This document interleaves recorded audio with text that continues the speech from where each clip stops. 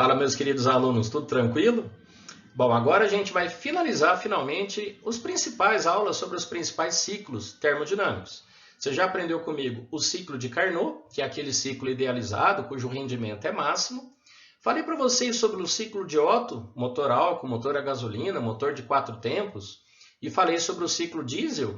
E agora, para a gente finalizar, um curioso ciclo que tem um rendimento muito grande, que é o ciclo de Stirling, que às vezes é cobrado em vestibulares, e o funcionamento dos refrigeradores, que é uma máquina térmica invertida. Tranquilo? Então vamos lá, bons estudos para vocês. Bom, pessoal, o motor Stirling ele foi desenvolvido por Robert Stirling, está aí o seu nome, né, em homenagem, que viveu nessa época, ele era escocês, e foi ajudado pelo seu irmão, foi auxiliado pelo seu irmão, que era engenheiro. E interessante que esse motor ele funciona como combustão externa, diferente do ciclo Otto, o ciclo diesel, que a combustão é interna, aqui funciona com combustão externa, vocês vão ver o processo já já. E ele foi motivado pelos diversos acidentes que ocorriam com máquinas a vapor. Essas máquinas a vapor chegavam a explodir, né? E com vários acidentes que ocorriam, pessoas se machucavam, ele se motivou a montar, a desenvolver uma máquina que seria mais econômica e mais segura.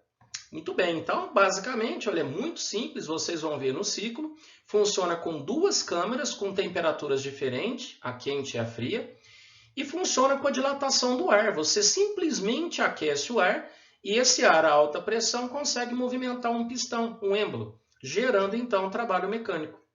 E ele também é chamado de motor de ar quente, por utilizar os gases atmosféricos como fluido de trabalho. Vocês vão ver então que é um ciclo fechado.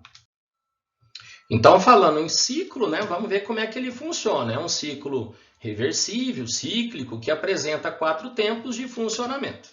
Então, o primeiro tempo é uma expansão isotérmica, processo que o ar presente no motor sofre uma expansão aproximadamente isotérmica, absorvendo o calor de fontes externas, a queima de carvão, uma simples vela, por exemplo. 2. Resfriamento isovolumétrico. O ar presente no motor transfere calor para o meio externo, mantendo-se volume constante. 3. Ocorre uma compressão isotérmica, processo em que o ar contido dentro do cilindro do motor é contraído e sua pressão aumenta. É um processo que ocorre em temperatura constante, daí o nome, né? Compressão isotérmica. E número 4, o aquecimento isovolumétrico. No aquecimento isovolumétrico, o último processo ocorre a volume constante e envolve transferência de calor da fonte quente para o ar contínuo dentro do cilindro. Pessoal, então aqui está o gráfico. Ó. Então, de 1 para 2 é a expansão isotérmica. Depois, 2 para 3, o resfriamento isovolumétrico. De 3 para 4, a compressão isotérmica. E 4 para 1, um aquecimento isovolumétrico. Vocês estão vendo que é um ciclo muito parecido com o ciclo de Carnot. Tanto é que ele vai gerar também um rendimento muito grande. O ciclo de Carnot possui também as duas isotermas e possui duas transformações adiabáticas. Então, nós estamos trocando as duas transformações adiabáticas por duas transformações isovolumétricas. Tranquilo? Olha a figurinha aqui, olha que bonitinho. Então, como falou aqui, uma simples vela, né, uma fonte de calor externa, tá vendo? Você consegue produzir expansão desses gases. Você aumenta a pressão dentro do cilindro e esse gás submetido a uma alta pressão, ele consegue então empurrar um êmbolo. Então, com um dispositivo, uma engenhoca bem interessante, você faz o movimento dos pistões, fazer o movimento da roda. É bem interessante, né? E bem limpo também. O ciclo, veja que o combustível, o ar, na verdade, ele fica dentro do cilindro. É um cilindro, é um sistema fechado. Bom, aqui uma imagem um pouco maior, ó. Esse motorzinho de Stirling você acha até na internet para comprar. Né? Existem sites aí que vendem modelos bem simplificados, né, para ciência, para demonstração. Aqui não está mostrando, mas aqui é a fonte de calor. Ó. Aqui geralmente coloca-se álcool, é tipo uma lamparina mesmo, coloca um cordãozinho aqui, um pano, coloca fogo e aqui seria a fonte de calor, né, externa, tá vendo? A combustão externa. Você produz então o aquecimento do ar, esse ar aumenta a pressão e aí com essa pressão ele consegue então realizar trabalho. E aí tem todo aquele processo, aquece, depois esfria, né? Ele ganha calor, depois ele cede calor e o ciclo termodinâmico vai se repetindo. Bom, então, se é um motor extremamente simples, né, quais são as vantagens e as desvantagens desse motor Stirling? Vamos lá, em verde, vantagens. Em vermelho, desvantagens. Então, número 1, são motores de altíssimo rendimento. Né? Eles chegam a rendimento, pessoal, de 40% a 45%. Então, a sua eficiência depende exclusivamente da diferença de temperatura entre as câmaras quente e fria, assim como o ciclo de Carnot. Então, ele realmente tem um grande rendimento, em torno de 45%.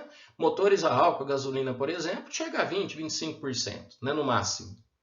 Então, uma das vantagens, o motor de alto rendimento. Como vocês viram, são pouco poluentes. 3, são bastante silenciosos e geram pouca vibração. E podem utilizar praticamente qualquer fonte de calor como combustível. Externamente lá você pode queimar gasolina, diesel, GLP, energia solar, calor geotérmico, né? E hoje em dia está sendo muito utilizado esse motor como energia solar, né? Então ele está sendo utilizado como complemento, né? E provavelmente vão descobrir muitas outras vantagens e muitas funcionalidades do motor Stirling.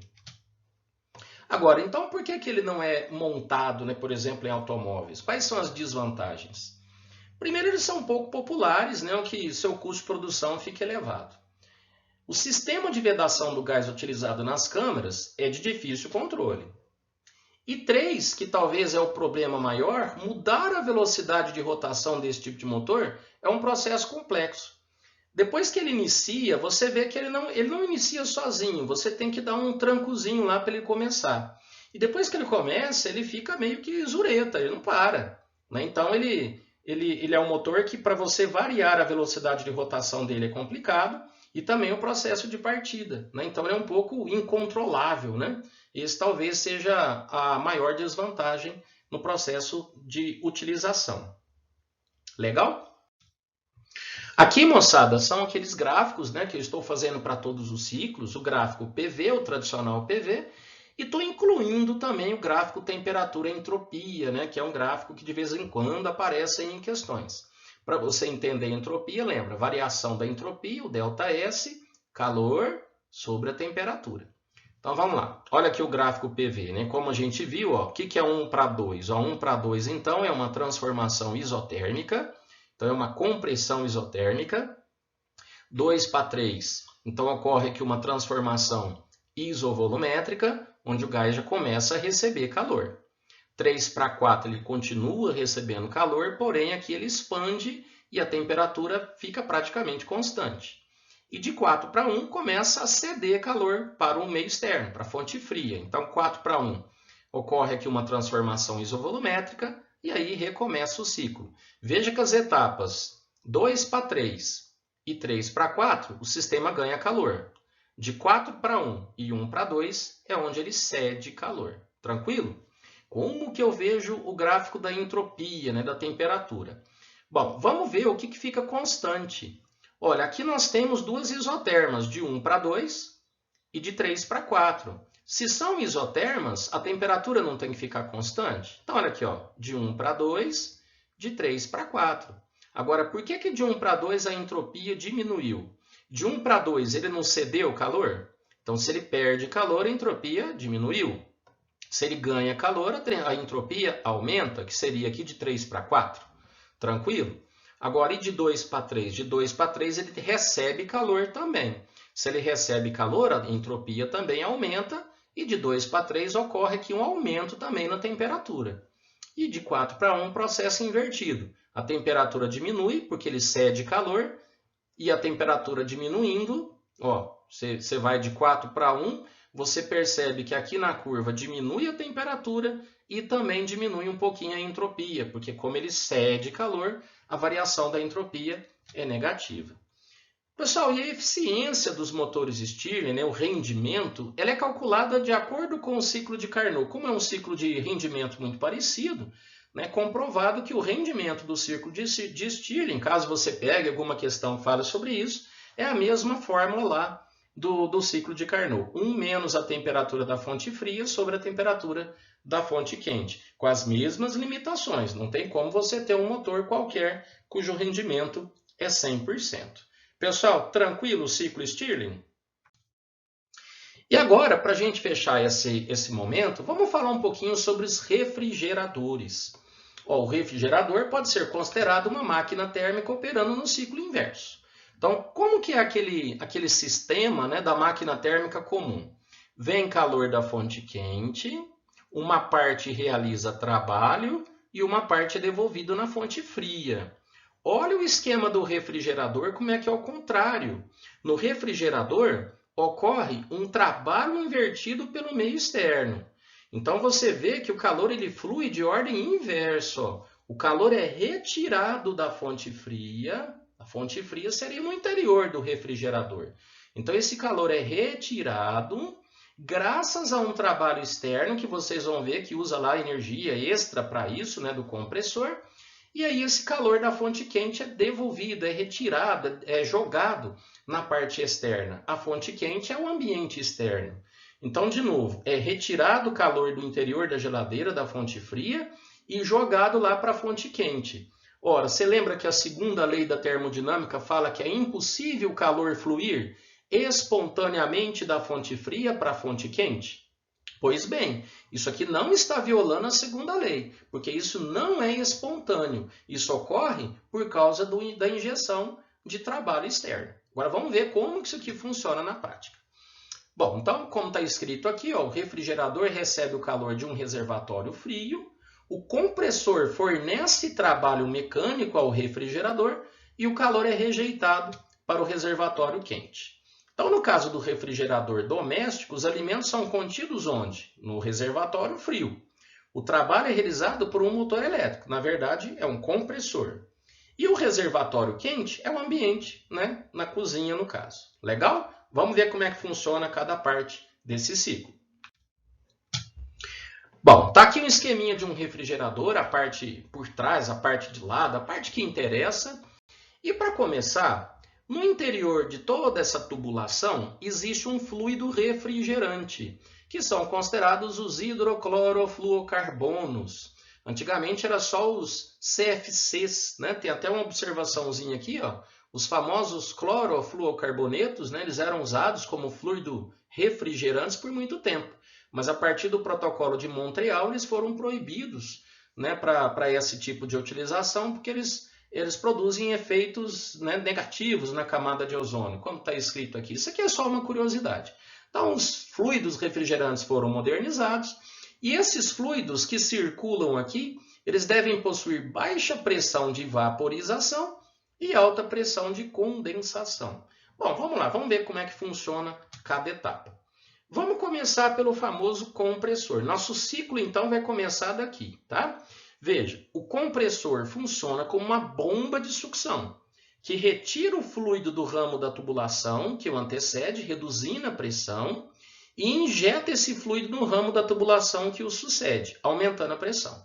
Então, vamos lá. Ele está recebendo um fluido aqui, ó. Ele puxa esse fluido, um gás na forma gasosa, puxa esse fluido, comprime, é o nome dele, compressor, comprime e ejeta aqui gás a alta pressão. Um gás aquecido a alta pressão. Legal? Aí na próxima tela vai falar um pouquinho sobre essa serpentina que tem aqui atrás da geladeira, é onde retira calor. Vamos lá. Bom, então continuando, tá aqui o nosso compressor, entendeu barato, né? Puxa o ar aqui, ó, pega o ar a baixa pressão, comprime e joga a alta pressão. Então aí, pessoal, tem a segunda etapa aqui do condensador. Esse condensador é onde tem essa serpentina, que muitas vezes é visível nas geladeiras, né? Você coloca a mão por trás da geladeira, você sente esse calor. Então, para que serve esse condensador, como o próprio nome está dizendo?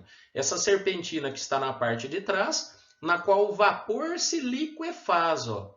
E o vapor, ao se liquefazer, ao virar líquido, o que ele faz, pessoal? Ele cede calor. É aqui que vai ceder calor para o ambiente. Tranquilo? E como ele se liquefaz, aqui então ele é líquido, ele passa por uma válvula de expansão e vira vapor novamente, né? Produzida pela diferença de pressão. E na hora que ele vira vapor, vai passar aqui pelo evaporador. Olha só, o que é o evaporador? É composto por um tubo em forma de serpentina acoplado ao congelador. Para passar ao estado gasoso, o fluido então ele vai absorver energia na forma de calor do congelador. E ao abandonar o evaporador, chega ao compressor, recomeçando o ciclo. Então o que acontece? Ele vira líquido. Do líquido, ele vira gás novamente. Na hora que ele vira gás, ele está gelado, ele está com uma temperatura muito baixa. Nessa temperatura baixa, ele recebe calor do interior da geladeira.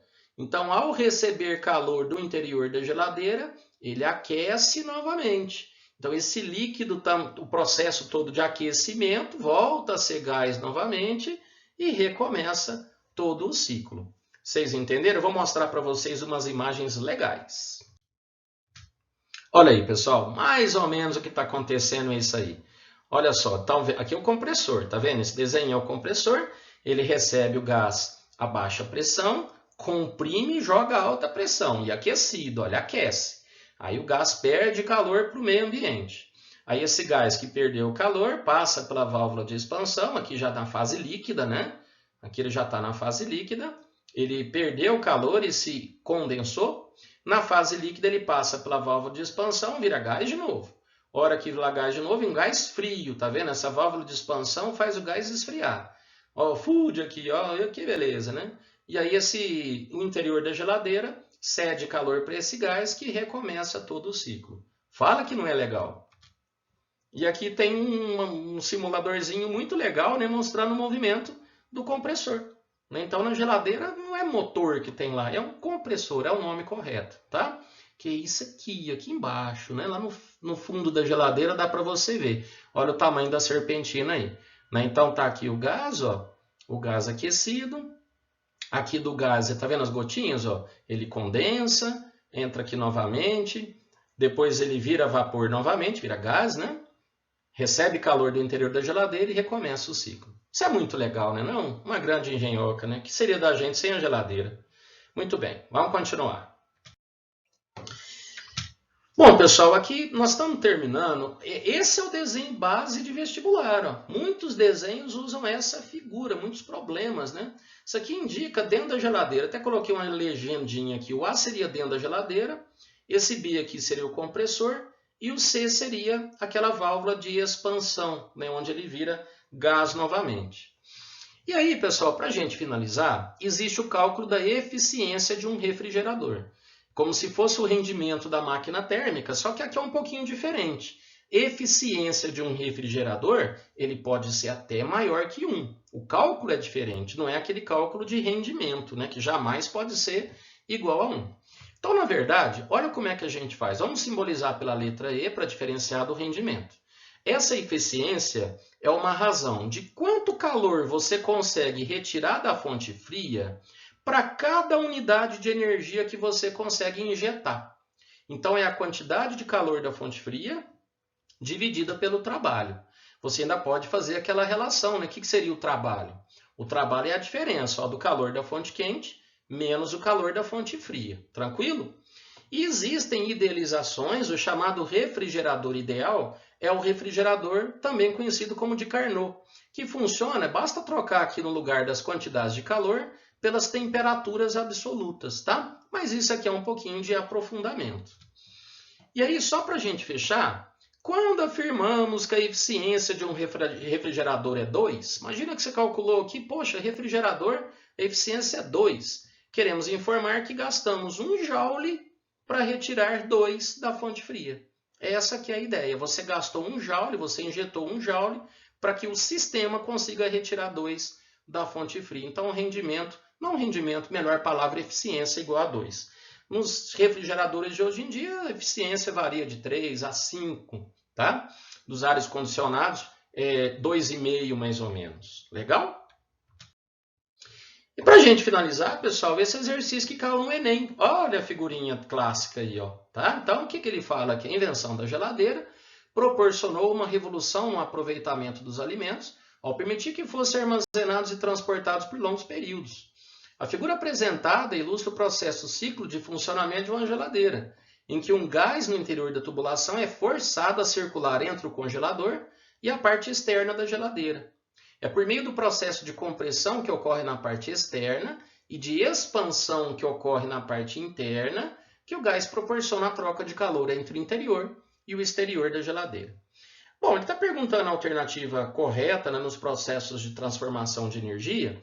Olha, para o vídeo não ficar muito comprido, vamos direto ao assunto. A letra A, a expansão do gás é um processo que cede a energia necessária aos resfriamentos da parte interna da geladeira.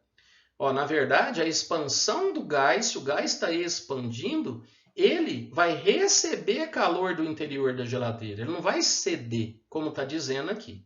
Mas por mais que você tenha alguma dúvida, olha como é que a alternativa está bem destacada na teoria que vocês aprenderam com relação à segunda lei da termodinâmica. Veja, o calor flui de forma não espontânea da parte mais fria do interior para a parte mais quente no exterior da geladeira. Pronto, isso aqui já é a resposta. Ou seja, o calor flui da parte fria para a parte quente, mas não espontânea, né?